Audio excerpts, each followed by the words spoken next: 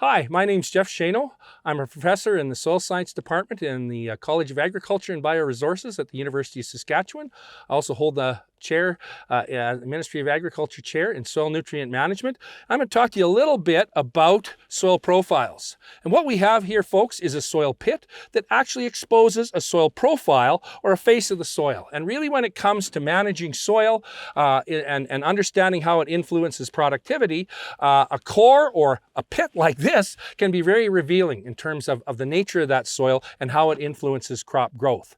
When we look at a soil profile like this, we can typically see layers in that soil that we call different horizons. And right up here, we've got what we call the topsoil, the A horizon. It's typically a darkish color, in this case black, indicating it's an area where organic matter has accumulated from many, many thousands of years of soil development since the glaciers melted and deposited all of this material down here that looked like this all the way to the top.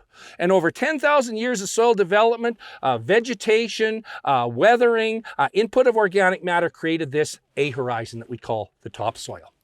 Below that, we can see a layer of a little bit different color, oftentimes brownish, and this we call the B horizon. And this is an area where we find things that have weathered out, constituents that have weathered out of the A horizon, like salts, carbonates, also sometimes in some soils, even clays will move down and accumulate to form this B horizon.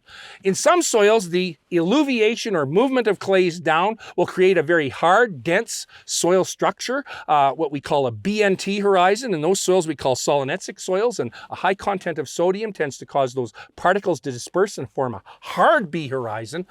And that B horizon, it can exist in a field at different depths or distances from the surface.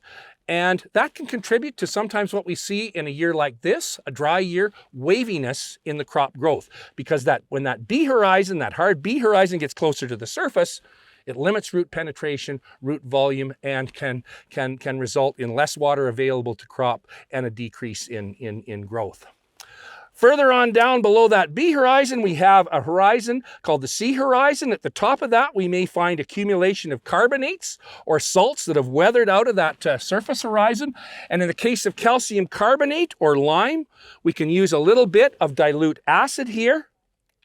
And when we squirt that onto the soil, here in the C horizon where the carbonates have accumulated, we see that bubbling.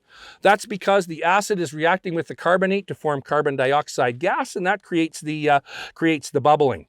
And we can see those carbonate-rich soils all the way down here. And the parent material is also rich in calcium carbonate or lime. And that calcium carbonate or lime imparts generally a higher pH to the soil. So where we've got carbonates present in a soil, and if they're present right at the surface of the soil, that pH often will be a little bit on the alkaline or high side, maybe pH 7.5 or 8. But other soils have that leached out and that carbonate's not present.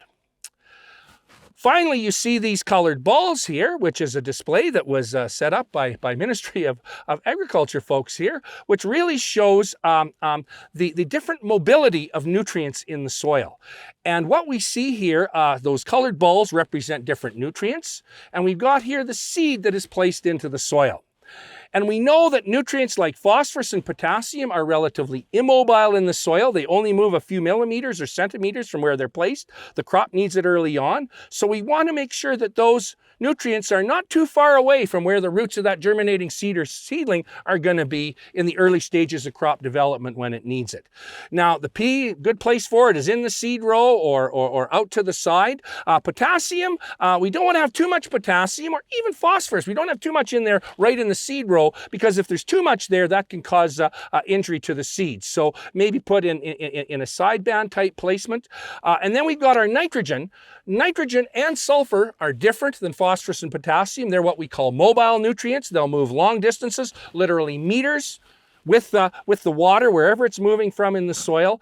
So we don't need to have that nitrogen close by to the seed. Instead, if we distance it away from the seed in a band, for example, a side band or a mid-row band, that nitrogen can still move to the seed and where the roots are and be taken up. And nitrogen that's even down deeper in the soil will move with water to where the roots are and be taken up. So nitrogen availability, we need to be thinking about at greater depths in the profile than phosphorus or potassium, where the majority of the uptake takes place closer to the surface. Last thing I would say relates specifically to sulfur, and that is that the salts that cause salinity in Saskatchewan are sulfate salts. So oftentimes we find in our soils, particularly in the drier regions, a layer where salts have accumulated. The soil folks that do descriptions of soil profile and soil classification would call it a CCA horizon, where we can find some salts accumulating, salts like gypsum or calcium sulfate, also sodium sulfate. And so where those salts accumulate as sulfate salts, we got oodles and oodles of sulfur there. And so that reserve of sulfate down in the subsoil can also serve as a source of sulfur for crops later on in the season. And I'll just pick out one of these little granules, conglomerates here of gypsum salt crystals. You can see that color there. There's some carbonate in there, and there's also some white flecks that indicate the presence of salts.